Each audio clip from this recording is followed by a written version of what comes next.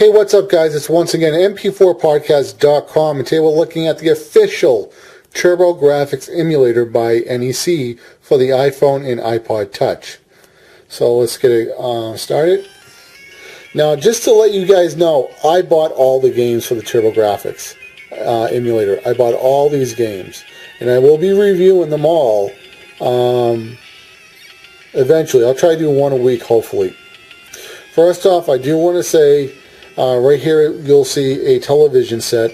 When you download the app, you do get one free game, so it's kind of like buying a con. When you used to buy the consoles back in the old day, they used to give you one free game. However, I own all the games, so basically what they were doing, the app is doing every day, there's a different game that they allow you to play for 10 minutes limit if you don't own the game. Since I own all the games, nothing's showing up.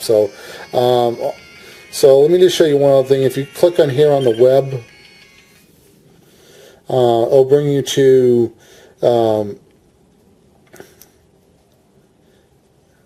HudsonSoft.net iPhone game website, whatever. Here's a TurboGrafx emulator. And here are all the other games that they're working for on the iPhone. So they got a lot right here. So let's just go back into the application. Alright, so when you want to start a game, all you do is you hit the card right there. Looks like it's Bonk's Adventure. Now, like I said, I bought all these games. I do want to say thank you, Spider1A. I'm really enjoying Ninja Spirit. Having a lot of fun playing this game.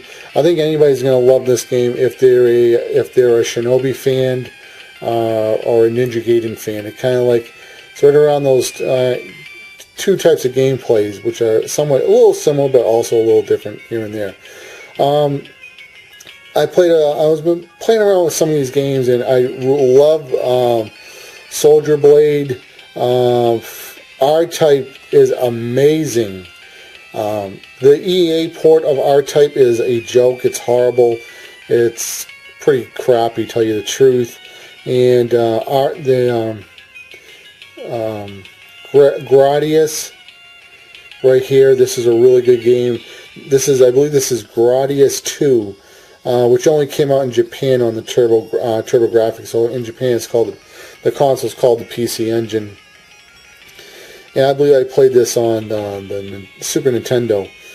I haven't played the baseball.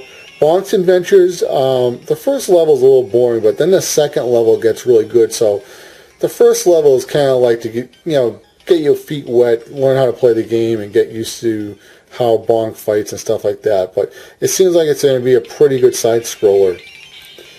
This is a game I believe they give you for free as World Sports Competition. Military Madness. Victory Run. Now I played this twice, and one time I played it, there was other cars, traffic, maybe there was a setting I hit or something, and the other time there was nobody on the road. I think you just have to beat the time and get there by a certain time, a little bit like Outrun. Adventure Island, I believe I've seen other people review this game. It seems to be a pretty good side-scroller. Soldier Blade, I mean, it's just a kick-ass 2D shooter. And I know Spider1A and Happy Console Gamer have these games. And probably Gamester 81 probably too. Dungeon Explorer seems to be like an RPG. Bomberman, Vigilante seems a little bit like Kung Fu for the NES. So what I'm going to do, I'm just going to play one of them. Just give you an idea of the graphics. And I'm looking for, where'd it go? Here it go. I really love the cover flow. So you want to play a game, you just hit the screen. And I'm going to crank up the volume a little bit. Actually, all the way up. And we'll play this.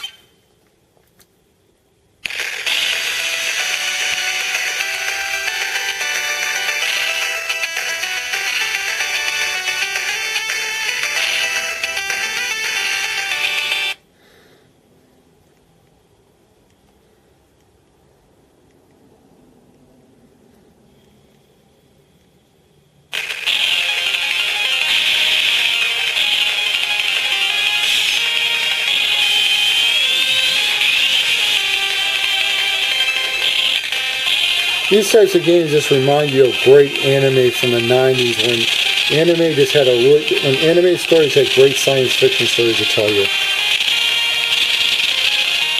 This is a very high speed shooter, super fast. Things are just blazing at you, and you have to be really good to play this game. You do get better as you do go along. I will say this, I haven't beaten the first boss. He's a little tough. I believe I can beat him with a little bit more practice. And as you get different power-ups, your powers do change. And I believe another one of my YouTube friends, Nescapade, he just got a TurboGrafx. I believe in his video he's playing this game. So I know he's getting an iPod Touch for Christmas, and I believe he'll probably be downloading this game as well. But trust me, it's worth it. Having a lot of fun playing these turbos. Now, Apple in the beginning was a little reluctant, and they didn't really want emulators, and they're a little, strict on some of their guidelines on apps and so on. I believe it was the Commodore emulator or the Amiga emulator for gaming. They rejected that, and then the community got really mad at them. I said bad. Hard to concentrate when you're playing games.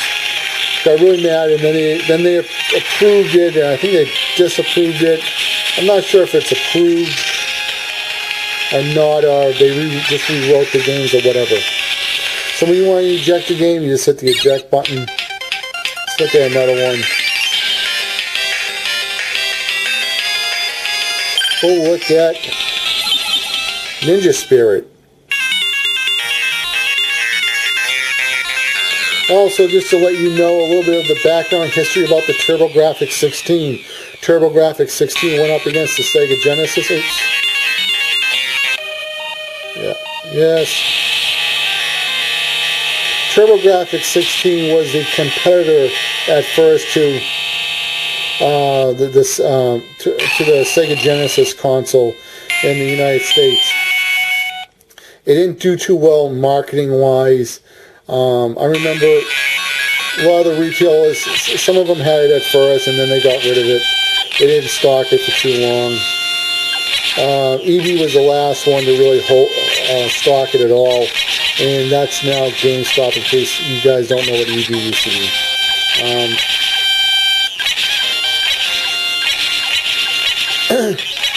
And also there was some dirty marketing by Nintendo and Sega when the console was in the United States being marketed. They came out and said, well, it's not a true 16-bit system, it's only an 8-bit system. And that's basically because this system uses two 8-bit processors, and it works in parallel.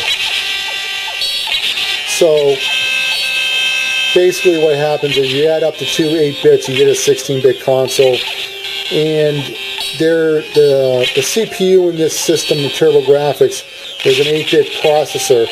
Let's just, for example, let's just say you had a really powerful graphics card, and you just had a Pentium 1 doing the math, where the sprites are going and stuff like that. But you have a kick-ass graphics card. And with good programming, you can still program all the sprites and everything where they have to be really good. And that's what the TurboGrafx was really good at. It was really good at, programming this thing. I'm pretty sure it was pretty good. It seems like the games are always high quality graphics. So usually consoles that have great design engineering usually have great games. The only time when consoles do get good games when they have bad engineering is just when a lot of people buy that console. Just for instance, the PlayStation 2 wasn't really the most user-friendly console to program for, but it became the #1 because most people bought that one. Doesn't mean it was the most easiest one to program for at all. And when you power up, it does mirror you. And don't get me wrong, I like the PlayStation 2.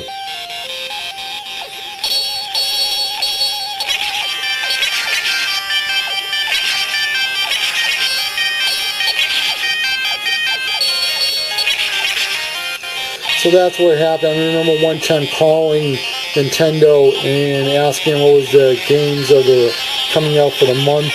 And I just asked the lady, I remember her saying, do you guys have a CD system coming out? Because I'm not sure if when I asked the question if I had my Sega CD or I was thinking about buying one. And I said, well, I'm thinking about buying the Sega CD or the TurboGrafx Duo or whatever. And she said, well, that system's not really an 8-bit, I mean a 16-bit system, it's an 8-bit system. So she was like telling me, well, it has the same power as our 8-bit NES. And, my opinion is if it looks 16-bit, it plays like 16-bit, it's a 16-bit console. So I'm going to try and review all these games eventually. I'm telling you, this is a great app. I bought all these games. I bought all the TurboGrafx games. So Spider 1A, you got some competition coming your way, boy. I bought all the games. I have the whole collection of TurboGrafx games for the iPhone and the iPod Touch. But you still got a lot more games than me. That really makes me sad. Because I don't really have a real TurboGrafx. I have to settle for an emulator. So anyway, guys, I'm putting Spider's 1A link in the description box. Okay, guys? It's going to be in the description box. I want you to go over to there and subscribe to that guy's channel, because this guy has the best TurboGrafx videos, reviews on YouTube or any other website at all. So go over there and subscribe to Spider 1A. He's a really good guy. He's a great gamer, and he's a really important part to the YouTube gaming community. Once again, guys, this is MP4podcast.com signing out, and you keep on gaming. You hear that?